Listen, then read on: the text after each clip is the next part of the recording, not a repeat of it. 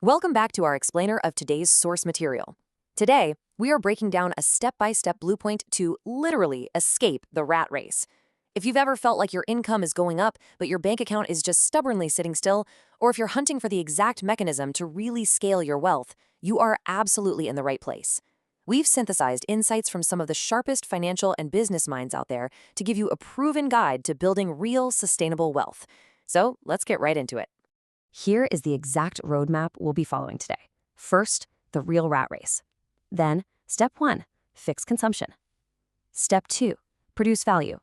Step 3, unreasonable volume.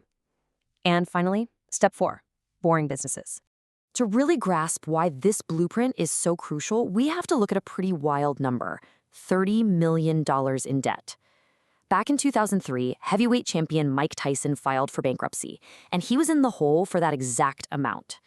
Now, what's completely crazy about this is that Tyson actually made over $300 million during his career.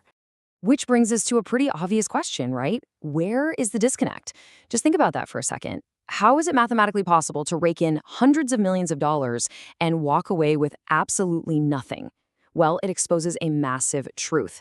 How we perceive and manage our money is often way more important than our sheer ability to just go out and make it. All right, let's dive into Section 1, the real rat race. We always hear people villainize the rat race as just working a 9-to-5 job, but honestly, that's kind of a misconception that's usually designed to sell you something. The actual trap is way more dangerous. Look at this. Studies show that 1 in 10 American workers who make $100,000 or more a year are still living paycheck to paycheck. Let that sink in. Even with a 6-figure income, which is way above the average cost of living, 10% of these high earners are completely underwater financially.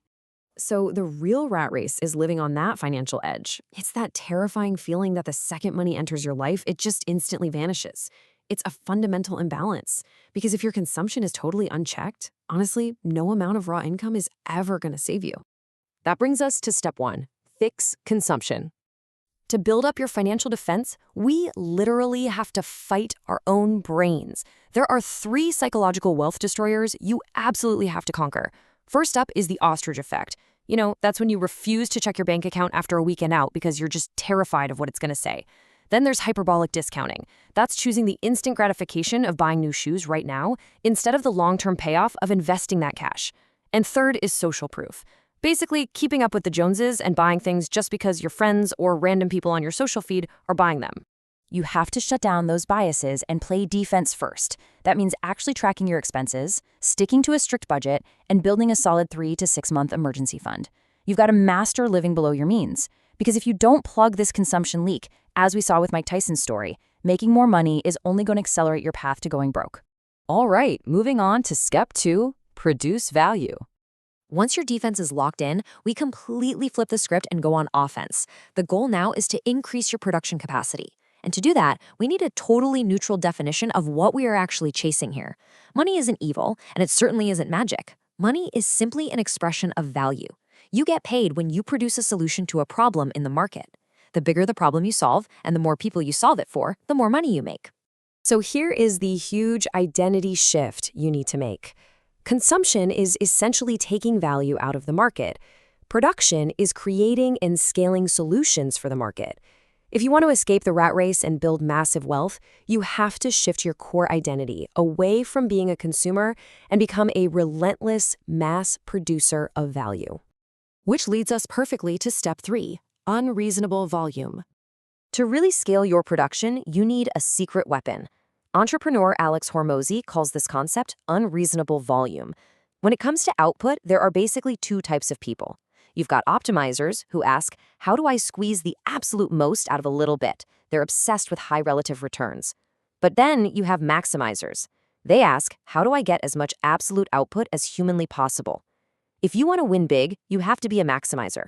You've got to push sheer, unadulterated volume instead of obsessing over tiny efficiency tweaks.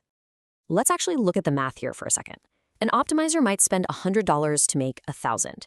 That is a massive 10x return, leaving them with $900 in profit.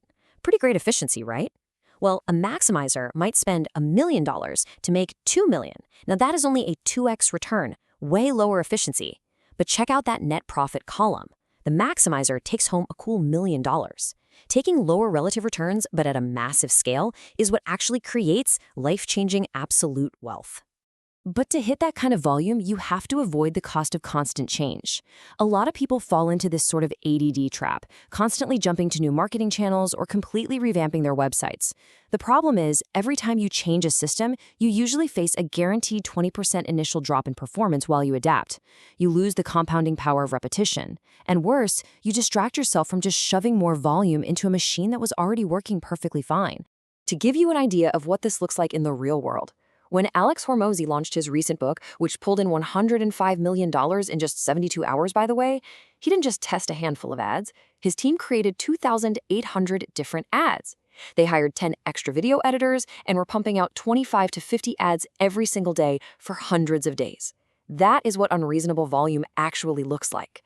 Finally, let's hit step 4, boring businesses. Look, you do not need to invent the next big tech startup to get incredibly wealthy. You really just need to be a highly effective middleman. E-commerce expert Andy Storing uses this exact 4-step boring blueprint to generate over $250,000 a month. Step 1, find a community with a problem. Step 2, set up a simple store. Step 3, use fast fulfillment networks. And step 4, scale it up with volume. Let's walk through exactly how you execute this. Step 1 is market research, and here is a brilliant tactical trick for this. Go on a platform like Instagram and actively engage with product ads. Click them, save them, visit the websites. You're basically training the algorithm to flood your feed with more products. But ignore the products for a second. Look at the comments. You are hunting for comment sections where people are actively bonding over a shared problem, like, say, new parents complaining about back pain. When you see that, you've just proved that a community exists with a desperate need. Okay, once you find a product to solve that problem, you throw up a simple Shopify store. But here's the critical part: fast fulfillment. If you use standard dropshipping that takes 3 weeks to arrive, your business is dead on arrival. You have to fix the economics. By using free platforms like TeamDrop, you can connect directly to Chinese wholesale markets like 1688 and Taobao, which lets you offer 5 to 8 days shipping. That kind of speed is exactly what builds the customer trust you need for them to come back and buy again. Once your store and your shipping are dialed in, you apply our step 3 rule: unreasonable volume. You scale the message. You study your competitors' ads that have been running for weeks, because if they're running that long, it proves they are profitable. You remix existing supplier content. Eventually, you hire user-generated content creators to speak authentically to your specific community. You just relentlessly test different hooks and angles based on the data. You do more, and then you do even more. Ultimately, escaping the rat race isn't about discovering some secret magic trick. It's about pushing through the boring, painful repetitions of dialing in your budget, hunting for the right product, and churning out thousands of pieces of content. Hormozi puts it perfectly: the work begins when your motivation ends. You just have to put your head down and win. We have covered a lot of ground in today's explainer. You've got the blueprint right in front of you. Fix your consumption, become a relentless producer of value, find a boring middleman model, and just crank up those inputs. So I'm going to leave you with this final provocative thought. If you knew, beyond a shadow of a doubt, that doing 100 times more volume would absolutely guarantee your success, what is actually stopping you? Thank you for joining me for this explainer of the source material. Go fix your defense, crank up your volume, and take some real action today.